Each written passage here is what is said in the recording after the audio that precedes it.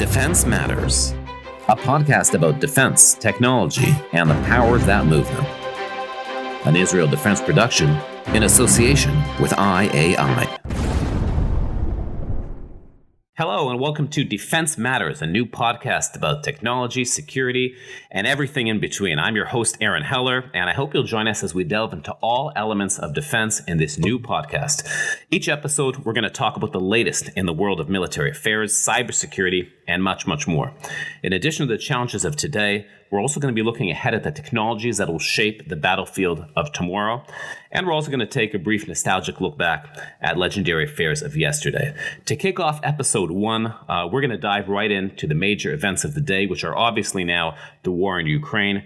We're more than a month into the war, and there's obviously a lot to unpack from the fighting there, the implications here, and elsewhere. We're going to talk about the actual fighting on the battlefield, the technology involved, how cybers played a key role in the war, and of course the limitations of military force and the post-Cold War military balance that we're seeing right now. And finally, we're going to discuss the Israeli angle, how it's all connected to the Iran nuclear deal, the Israeli mediation efforts, and much more. For our first guest today, discuss all this and much more is somebody who can address all these issues, and we're happy that he can join us and be our first guest, retired military general Amos Gilad, the former top defense ministry official and currently the executive director of the Institute of Policy and Strategy at Reichman University in Herzliya. Thank you for joining us, General Gilad.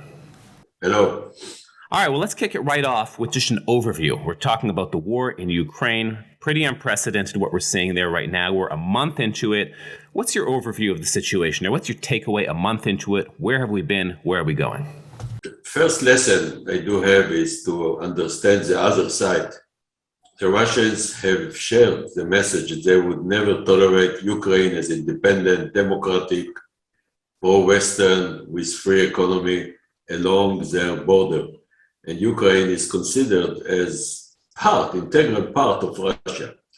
So Mr. Putin, the president of Russia, has again and again clarified that he would never tolerate it. And he has done it in Chechnya, in Georgia, known more as Georgia, even in Belarusia, even in Kazakhstan, and Syria, of course, to implement his policy and vision about great Russia by using brutal power, military power.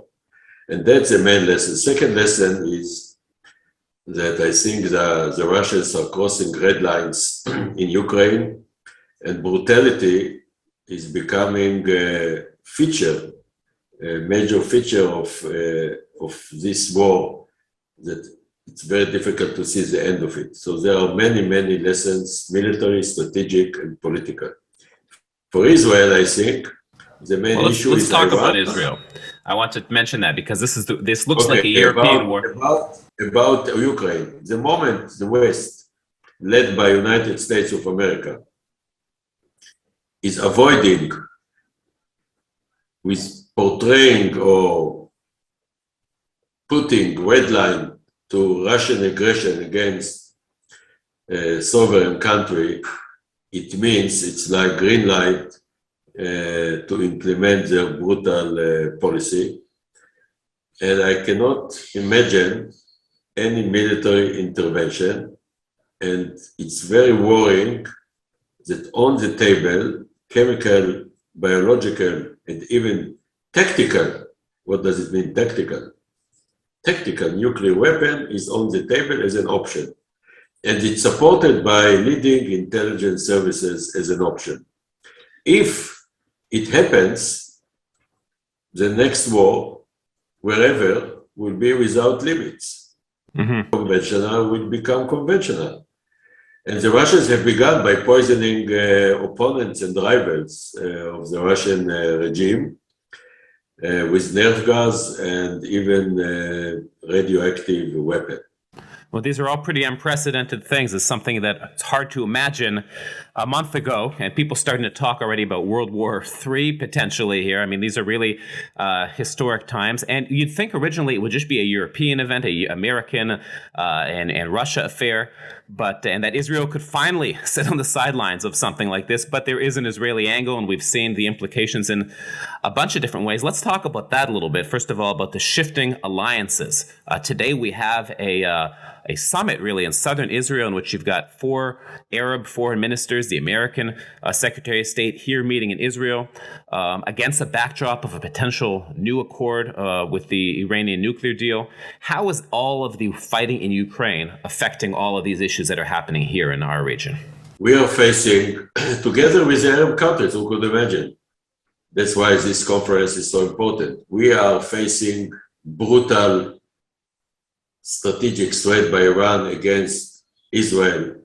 The goal is to exterminate Israel, and vis-a-vis the Arab countries is to change the regimes and to weaken the Sunni Arab world by brutal attacks on economic, civilian, innocent targets with armed UAVs, missiles, rockets, and so on.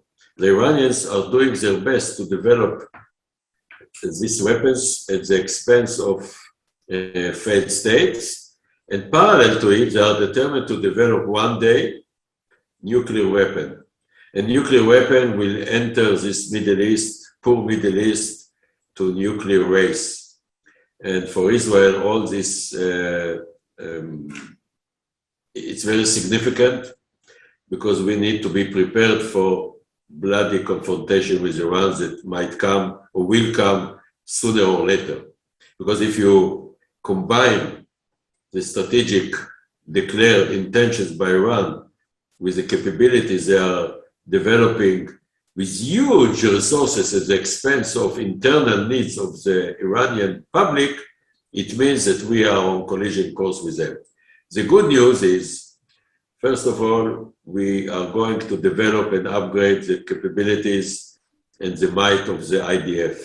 That's very important. That's the main guarantee. That's the main lesson for Ukraine. If Ukraine did have a real power, the Russians would never dare to invade. Secondly, parallel to military power, you need wisdom. And we are developing, together with Arab countries, they used to be our worst enemies, unbelievable alliance, undeclared, unofficial, but security defense alliance, that including many areas in order to cope efficiently with the Iranians. The Iranians, in their brutal ways, they are uniting the whole Middle East against them, parallel to other threats like the Sunni Islamist extremism and so on. So altogether, I think we are entering a new era. One of the impacts. Well, let me ask you about the impacts of that, because it really seems like this is a new era where Iran is galvanizing the region together against it. And now there's all this talk about a new nuclear deal with Iran. So 2 parts about that. First of all, is that something that eventually we think will, as far as Israel is concerned, delay them?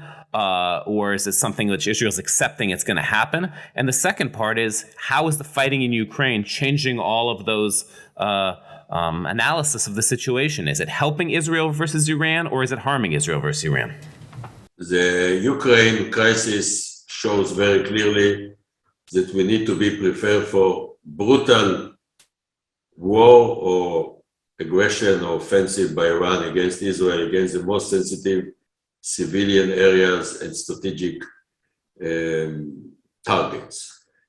And if I'm right about this assessment, we need to develop, besides the fantastic, excellent Air Force that we are having, combined with unique qualitative intelligence and unique cyber capabilities, we need to reassess again the role in future war of the ground forces. In my imagination, if we get attacked tomorrow by 2,000 or 3,000 rockets and armed UAVs per day, we need to be able to take over Lebanon, for example, because Lebanon is not sovereign country anymore.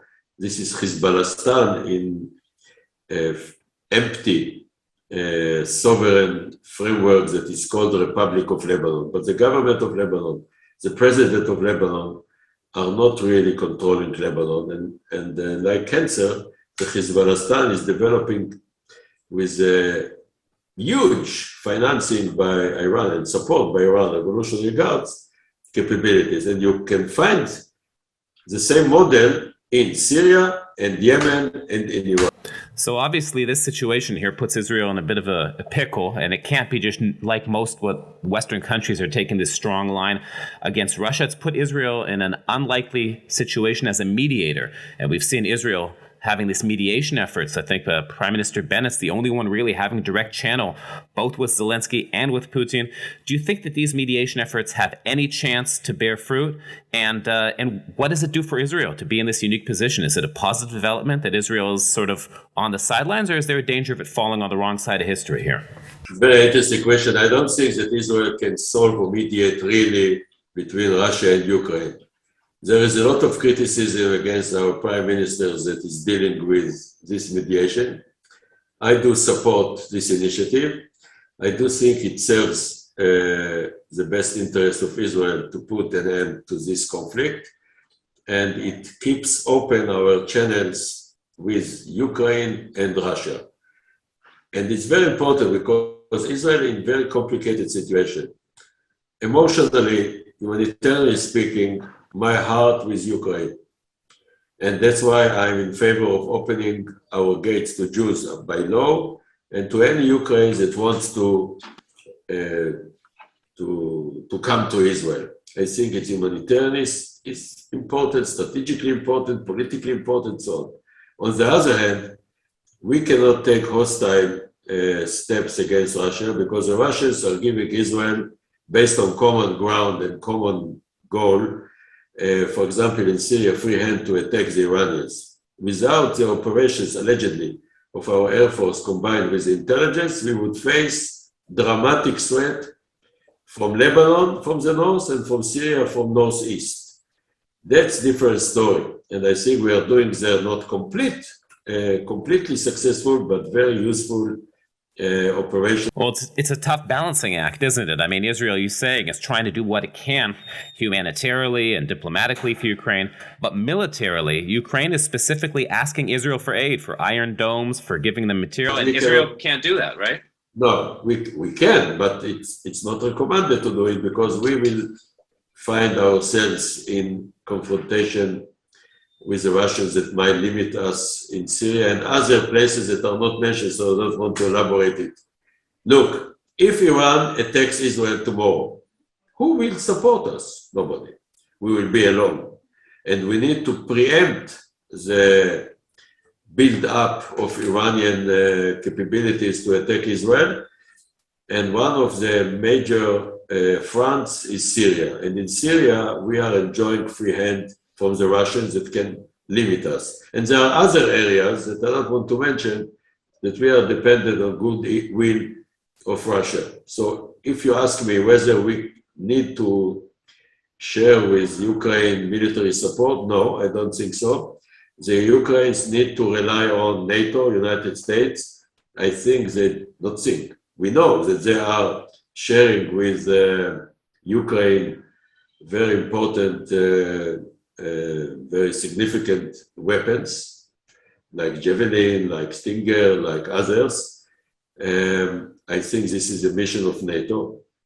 Anyway, even NATO is not considering even joining Ukraine to NATO or to EU from the EU point of view. The military support needs to come from the West. We need to be part of humanitarian support, and the idea of mediation, as long as we don't think we can put an end to this conflict, it's positive more than negative. It's interesting. It seems like there's a bit of a feedback loop here. Some of the things we're seeing in Ukraine and Russia are things we've seen before here. Like now, even recently, we've seen cyber attacks against Israeli government offices. We've seen hundreds of Iranian drones that were recently destroyed. Where do you see the things perhaps we're seeing a preview over there of things that might happen here in the future, as far as the drones, as far as the cyber attacks? Do you feel that this fighting in Russia and Ukraine in some ways providing us a preview of the things we might see here in the near future? We need to learn the lessons from this brutal war, but I need to praise our defense system. We are aware of the cyber dimension for a long time. We are in the first league of the World League in all three dimensions of cyber. Offensive that we talk very little, rightly so, defense and intelligence. I think we are, we need to develop our capabilities, but we are very impressive. The whole world is asking our advice and support. And I think that vis-a-vis Iran and other enemies, we are in very satisfactory position. However, we need to acknowledge that this cyber is new dimension in future war. And my impression is that the IDF and the intelligence services and the whole state of Israel very aware of it and are deployed significantly against this threat. It does not mean we will not be hurt by it, but it means that we are at least aware of this threat and doing our best to be able to cope with it. Well, finally, I think have a final question just about to wrap up looking at the strategic impact of this war in Europe. Really kind of unthinkable things are happening there. We've talked about various elements of it. It's the biggest fighting we've seen in Europe, perhaps since World War II. How do you see this sort of playing out? I mean, everybody assumed at the beginning that Russia was just going to overpower Ukraine. It hasn't happened. They're at a certain kind of stalemate. How do you see this playing out, and what are the consequences that could be afterwards, depending on the result for Israel? First of all, we need to be militarily powerful. Militarily, I'm concluding, it must conclude all aspects of power, military power. We are alone. If Ukraine was powerful, the Russians would never consider invasion. But on the other hand, the Ukrainians are surprisingly showing unique capabilities of resistance. And that will be learned along. I don't see the Russians fulfilling their wishes. They will not end this conflict the way they have dreamt of. I do think they are upset with the gap between expectations and performance. Why? First of all, the morale looks to me in the Russian army very low. What the Russians are doing in Ukraine? Why to invade Ukraine?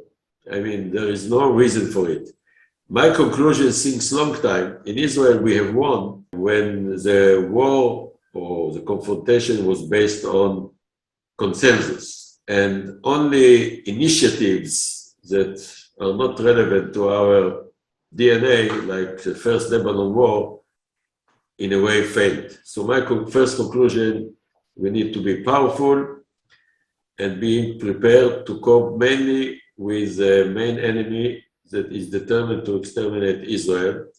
We can deter this enemy if they get the impression that we are powerful. Secondly, we need to be smart as part of our power to take this golden opportunity to develop the undeclared alliance with Arab countries. Who could imagine? They used to be our worst enemies.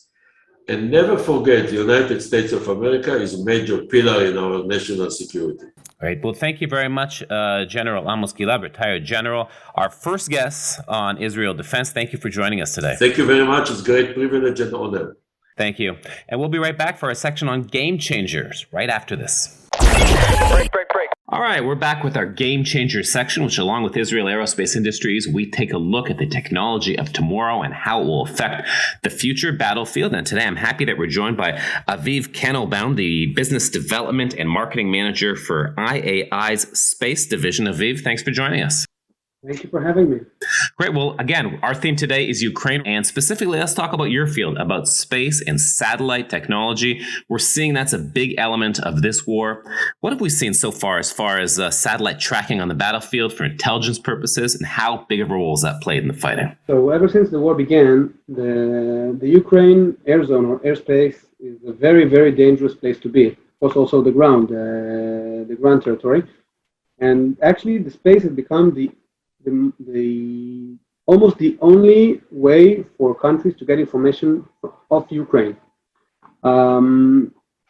because the satellites, they are not flying inside the air territory of Ukraine. They are not posing any threat or immediate threat to the Russians or the Ukrainians, and they can fly over Ukraine or actually hover over Ukraine and see the territory below.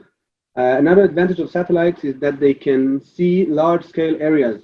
Using a single satellite, you can take very large-scale areas, and you fly over very long paths over Ukraine. You can get a lot of information using one satellite. We need to remember, in our newspapers, we usually see the images that are coming from, let's say, the Western world. But these images go both ways. The Russians have their satellites as well, and the Westworlds have the satellites, and everybody are taking images of Ukraine now to get their own benefits and their own intelligence to their own needs. I'm guessing the Russians have an advantage in this, but now, I mean, we have this thing called nano satellites, right, where you have smaller nations who have more of these resources. Can you talk a little bit about how widespread this is and what kind of a role these things play in warfield? Nano satellites per se are not the main. They're not the main satellites used for reconnaissance. Okay, but we can use small satellites, very small satellites. Which are small enough to fit, you can fit many in a single launcher, but they are large enough to have enough resolution to get intelligence from the ground. So actually, IAI and State of Israel, we're building small satellites ever since our first launch back in 1988. Our satellites are very small, and even though they're small, they have big aperture and they can take images of high resolution. And another advantage of smaller satellites is their lower price. In this way, you can put more satellites in orbit. You have higher revisits over your area of interest, because if you have a single satellite, it orbits the world, and the world revolves beneath the satellite. So you have only small amounts of revisit times over your area of interest every day. You put more satellites, you have more revisits. You put more satellites, you can have almost constant hold of the ground.